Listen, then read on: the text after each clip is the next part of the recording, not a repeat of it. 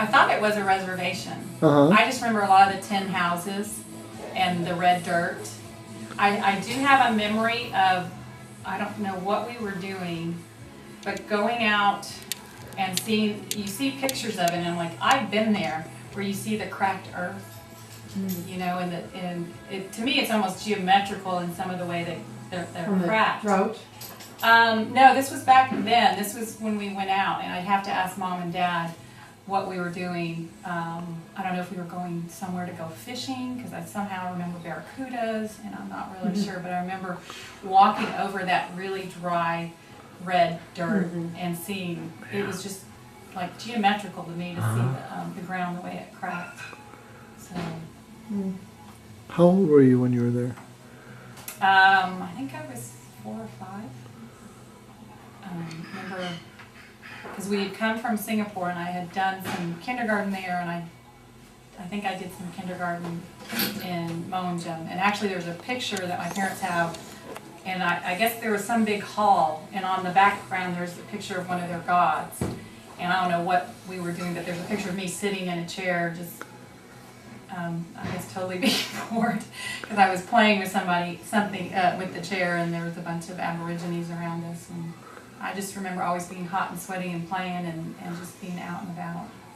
I do remember getting, I don't know who took care of us, because a bunch of the kids had gotten sick and they kind of quarantined us. I'm not sure exactly. I remember I had pink eye. I don't think everybody had pink eye, but I remember having pink eye and looking out the window, and there were some Aborigine kids and some of the order kids, and talking to them out the window. And for some reason, I thought we were in a 2-story house, but my brother tells me no, we were in a house that had up on like a pure beam house, so it was up higher than a regular house. Like on stilts or something? Yeah, but not, yeah, I don't quite remember, but yeah, just having that conversation through the window and going, I want to be outside, but they had quarantined separate. The other kids were like really sick, and I just had pink eye, so that's what I remember from Omaguri. But yeah, just really being in the community and being with the... Was that Omaguri or Moenjum? Or those kind of... Moenjum. I always get those confused. It's Moenjum. That's what Mom and Dad tell me, that I didn't realize that they were actually 2 separate places. To me, they were just up near Darwin, and so I just assumed they were both of them. It's just been recently that's been separated for me, that was 2 separate places.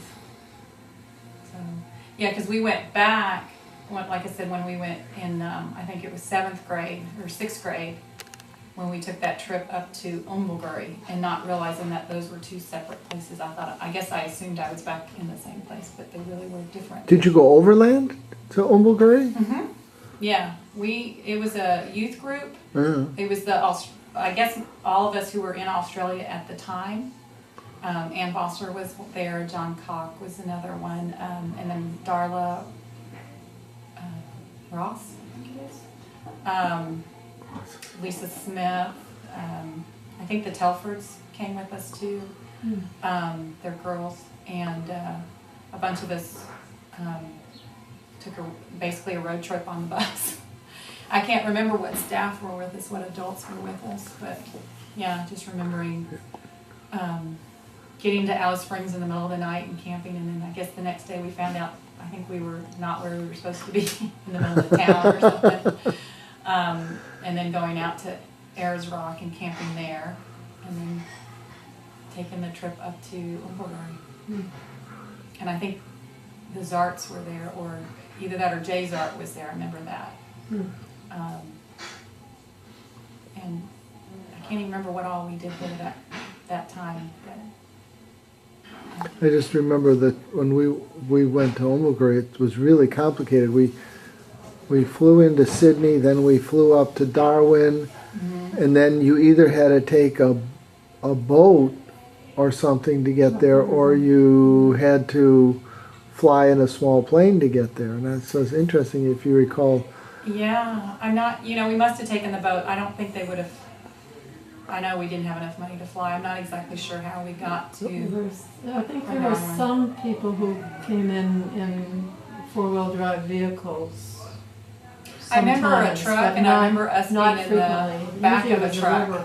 You know, back when, yeah, I remember Yeah. us being in the Yeah. back of the truck one time, and I think it was on the way there. I'm not really sure. So what are pieces, like I was asking you earlier, but what are pieces out of that, your experience? You said one was you try to get your kids kind of connected globally and so that they can have the same sense of Yeah. not having to be slotted into some piece of U.S. society. Right, right. I want them to see that there are other ways to live besides what we live here, and that there are other ways to do things besides what we do here. I think, on the other hand, I definitely make my kids a priority, more so in the sense that I make sure that I have time for them, that I don't allow my work, even though I love what I do, and it's definitely what I'm going to do in some form or fashion the rest of my life, but I always make time for them to make sure that they know that I'm there.